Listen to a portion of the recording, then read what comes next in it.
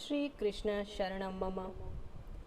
ईश्वर अर्जुन को समझाते हुए श्रीमद् भगवद गीता में कहते हैं, बहूनां जन्मनामन्ते ज्ञानवान् मां प्रपद्यते वासुदेवः सर्वमिति स महात्मा सुदुर्लभः। यानी अनेक सारे जन्मों के बाद जन्म जन्म लेते हुए जीवात्मा परमात्मा की खोज में भटकता हुआ अनंत यात्राओं और अनंत पड़ाव जो कभी खत्म नहीं होते। ध्यान दें, जब तक जीवात्मा के अंदर कोई भी इच्छा शेष रह जाती है, जीवन अलग अलग पड़ाव पर अलग अलग वस्त्र बदलते हुए यानी अलग अलग रूप धारण करके जन्म लेता ही रहता है। और जो कुछ छूटी हुई शेष रही कामनाएं हैं वही उसके अंदर बलवती होती हैं, यानी वही कुछ वह प्राप्त कर लेना चाहता है। इसी क्रम में ईश्वर कहते हैं कि बार बार जन्म लेने पर आखिर में भी जो पुरुष, आखिर में मतलब जहाँ पर वो पुरुष, वो व्यक्ति इस बात को समझ लेता है कि सब कुछ जहाँ लय हो जाता है, सब कुछ जहाँ निषेध है, सब कुछ जहाँ लीन हो जाता है, वहाँ भी जो कुछ शेष रह जाता है, जो बचता है, वही परम निधि ईश्वर है, वही सत्य है, वही शाश्वत है, केवल वही ठहर सकता है और कहीं स्थिरता नहीं है। श्रीमद् भगवद गीता के हमारे विद्यार्थियों को, श्रोताओं को हम ये स्पष्ट करना चाहते हैं, ईश्वर ने कहा है ज्ञान योग को समझाते हुए, ज्ञान योग के संदर्भ में आप देख रहे हैं, ज्ञान योग पर ही हम लोग बातचीत कर रहे हैं।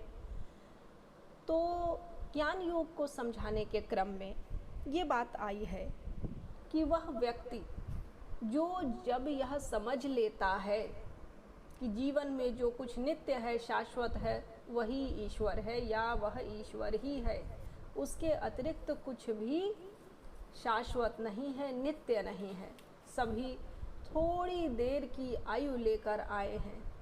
आपने देखा होगा बरसाती मौसम में कुछ छोटे छोटे नन्हे नन्हे जीव जंतु इधर उधर उड़ते फुदकते दिखते हैं। कोई शाम से उड़ना शुरू करता है और सवेरे वहीं नीचे गिरा होता है ढेर सारी संख्या में। कोई केवल 2 घंटे 1 घंटे दिखाई देता है। तो इसका तात्पर्य क्या है? किसी का जीवन उतना ही है और उतने में वह सारा जीवन जी लेता है जितना समय हमारे लिए 1 घंटे 2 घंटे 4 घंटे या 1 दिन का है। यह तो हम देख पाते हैं, किंतु यह नहीं समझ पाते कि हमें जो ये जीवन मिला है, जिसे हम बहुत बड़ा, बहुत सारे कामों के लिए, बहुत सारी इच्छाओं और कामनाओं की पूर्ति के लिए समझ कर बैठे हैं, यह भी एक छोटा सा कालमान ही है जिसकी गिनती करना हमारे वश में नहीं है। इसलिए अच्छे काम करें, ईश्वर को समझने का प्रयत्न करें और अच्छे कामों में ही ईश्वर को देखें और अनुभव करें। कामैस्तैस्तैर्हृतज्ञाना प्रपद्यन्तेऽन्यदेवताः तं तं नियममास्थाय प्रकृत्या नियताः स्वया। ईश्वर ने कहा है कि जिसके मन में जो भी इच्छा है, जो व्यक्ति जो कुछ भी पाना चाहता है, जिसके अंदर अभी ज्ञान नहीं आया है कि ईश्वर क्या है, सचमुच क्या पा लेने से सब कुछ प्राप्त हो जाता है, वह भटक रहा है संसार में, ब्रह्मांड में। जिसकी जहाँ तक पहुँच है वह भटक रहा है अपनी इच्छा की पूर्ति के लिए। जो कुछ सामर्थ्य साधन उसने वैसे ही इकट्ठा किया है, जैसे कि खेल खेल में बच्चे अपने पास कुछ शक्ति सामर्थ्य इकट्ठा कर लेते हैं और विरोधी पक्ष को हराने के लिए उसका प्रयोग करते हैं या उसी के माध्यम से हार और जीत का आपस में निर्णय करते हैं। वैसा ही जो मनुष्य भटक रहा है, अपनी इच्छा की पूर्ति के लिए घूम रहा है।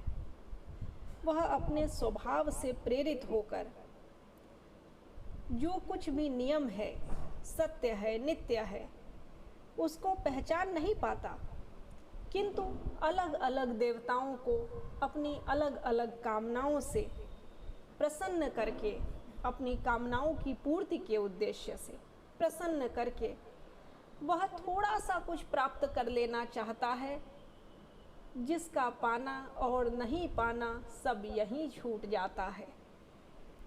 यो यो याम याम तनुम भक्तः श्रद्धयार्चितुमिच्छति तस्य तस्याचलां श्रद्धां तामेव विदधाम्यहम्। ईश्वर कहते हैं कि इच्छाओं के साथ चलने वाला जो व्यक्ति है, जो भक्त है, जो ईश्वर को प्रेम तो बहुत करता है, किंतु अपनी इच्छाओं की पूर्ति का साधन समझकर कि अगर इन्हें हम खुश कर लें, ये हमारी ओर नज़र फेर लें, तो जो जो हम चाहते हैं वह सब बस यूं ही मिल जाएगा, कोई जादू की छड़ी हमारे हाथ आ जाएगी। ध्यान दें, यह तो बड़ी ओछी बात है, बहुत छोटी सी बात है।